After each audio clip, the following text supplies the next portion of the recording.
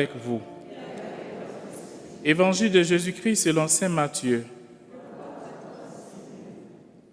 En ce temps-là, Jésus disait à ses disciples, « Vous avez appris qu'il a été dit, tu aimeras ton prochain et tu haïras ton ennemi. Eh bien moi, je vous dis, aimez vos ennemis et priez pour ceux qui vous persécutent, afin d'être vraiment les fils de votre Père qui est aux cieux. Car il fait lever son soleil sur les méchants et sur les bons. Il fait tomber la pluie sur les justes et sur les injustes. En effet, si vous aimez ceux qui vous aiment, quelle récompense méritez-vous? Les publicains eux-mêmes n'en font-ils pas autant? Et si vous ne saluez que vos frères, que faites-vous d'extraordinaire? Les païens eux-mêmes n'en font-ils pas autant? Vous donc, vous serez parfaits, comme votre Père céleste est parfait. » Acclamons la parole de Dieu.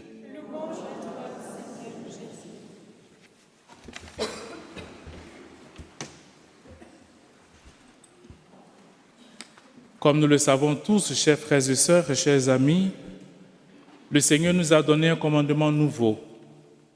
Et s'il nous a donné un commandement nouveau, cela signifie qu'il y a eu un commandement ancien. Et le commandement nouveau, c'est de pouvoir nous aimer les uns les autres. C'est tellement beau d'entendre cette phrase. Aimez-vous les uns les autres comme je vous ai aimé. Et là, on s'est dit, waouh, c'est bien d'être avec le Seigneur. Cette phrase nous remplit de joie. Cette phrase fait de nous véritablement des enfants de Dieu. Vous voyez, c'est comme cette phrase dans cette basilique. J'ai demandé le lot à mon fils et il me l'a accordé. Et ce commandement nouveau, on a bien envie de l'écrire quelque part dans notre chambre, dans notre salon, de bien encadrer et chaque jour de regarder en disant « Aimez-vous les uns les autres comme je vous ai aimé. » Oui, chers frères et sœurs, cela ne suffit pas. Et cela ne suffira jamais de creuser jusqu'à dans les profondeurs cet amour de Dieu. Et aujourd'hui, ce que nous venons d'écouter nous rappelle combien de fois le Seigneur, parfois, il met le doigt là où ça fait mal. Aujourd'hui, il met les points sur les i. Il va barrer les t pour nous aider à comprendre véritablement ce qu'est l'amour. L'amour que lui-même a reçu de son Père et l'amour qu'il nous transmet. Et cet amour qui doit aussi se partager les uns avec les autres. Aimez-vous les uns les autres comme je vous ai aimé. Aujourd'hui, le Seigneur nous demande de faire un pas en plus. Ce que nous avons déjà fait, il est content, il est fier de nous, le Seigneur. Nous avons déjà fait plein de choses dans cet amour, les uns avec les autres, que ce soit en famille, que ce soit à l'église, en paroisse, au travail. On a tellement fait d'efforts. Mais il y a encore une étape à franchir. Et c'est là que ça fait mal, les amis. C'est là que ça fait mal. Jésus nous demande aujourd'hui d'aimer nos ennemis. On se dit, mais Jésus, il ne vit pas notre réalité, il n'est pas avec nous. Il ne sait pas comment le monde fonctionne aujourd'hui. Il est sur notre planète, Jésus. Aimez-vous les uns les autres. Oui, on s'efforce à le faire. Mais aimez vos ennemis, ça devient compliqué. Et Jésus ne s'arrête pas seulement à aimer seulement les ennemis, il nous demande en plus de prier pour eux. On pourrait dire, Jésus, ça suffit. On ne finit pas d'abord de nous aimer les uns les autres, d'aimer ceux qu'on aime, et tu nous demandes encore quelque chose. Attention, on va aller doucement. Mais si le Seigneur nous demande de faire cela, c'est que c'est possible. Parce qu'à lui, rien n'est impossible. Et nous sommes ses enfants, nous sommes ses héritiers, co-héritiers avec lui. Alors donc c'est possible aussi pour nous d'aimer nos ennemis.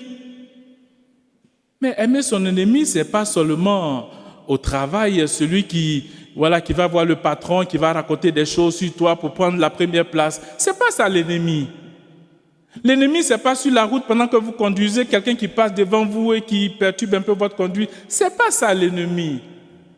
L'ennemi, c'est celui qui vous veut du mal. C'est celui qui vous a trahi. C'est celui qui vous persécute chaque jour. C'est celui qui vous déteste. Non seulement il vous fait du mal, il a fait du mal à vos parents, il a fait du mal à vos enfants. Et là, on s'est dit, ouf, aimer celui-là, c'est difficile. Et Dieu seul sait, chers amis, dans notre quotidien ou dans notre passé, combien de personnes nous ont fait du mal. Essayez de rebobiner un peu la chose dans notre esprit. Combien de personnes nous ont trahis, nous ont fait du mal, persécutés. Il y en a suffisamment. Et le Seigneur dit, ceux-là, il faut les aimer. Il faut les aimer et il faut prier pour ces personnes-là. Tout simplement, chers amis, vous le savez, mais je vous donne un petit secret. Pour aimer les ennemis, ça semble compliqué, mais ça semble aussi facile. Tout simplement, ne pas se regarder. Parce que le problème, il est là. Quand on commence à dire « moi Jean, moi ceci, moi cela, il a osé me faire ça, à moi », ça ne marchera jamais.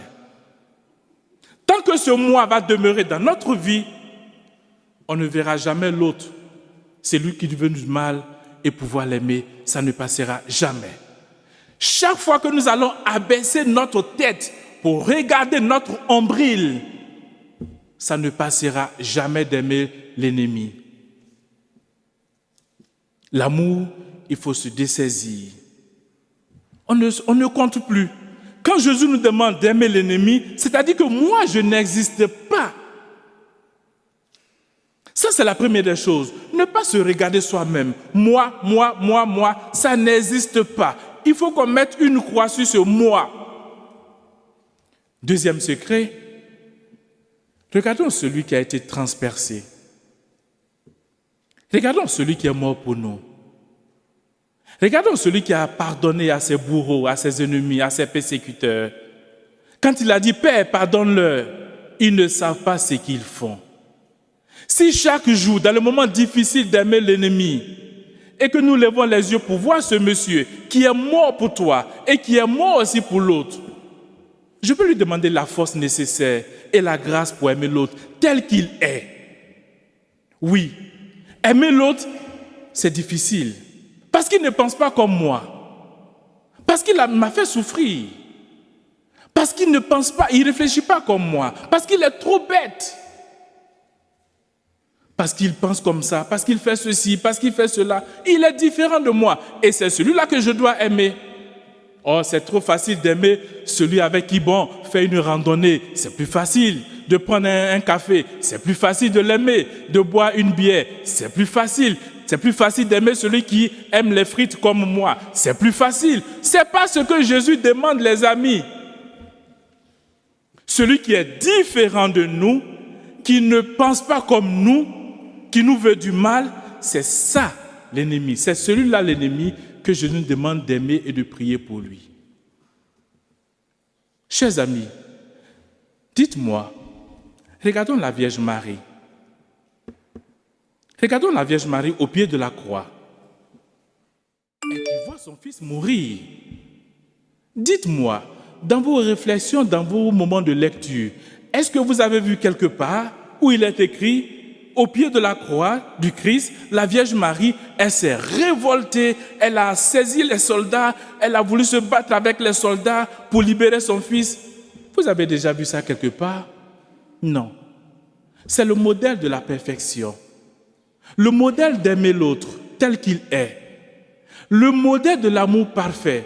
Si nous faisons cela, Jésus nous dit, vous donc, vous serez parfaits comme votre Père céleste est parfait.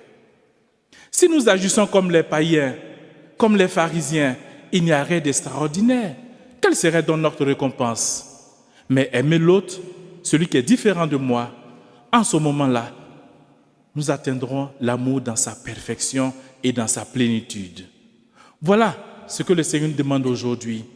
Alors, chers amis, chers frères et sœurs, je sais que dans notre cœur, dans le cœur de chacun d'entre nous, ayant subi des persécutions, des trahisons difficiles à supporter et à pardonner, demandons cette grâce au cours de ces célébrations.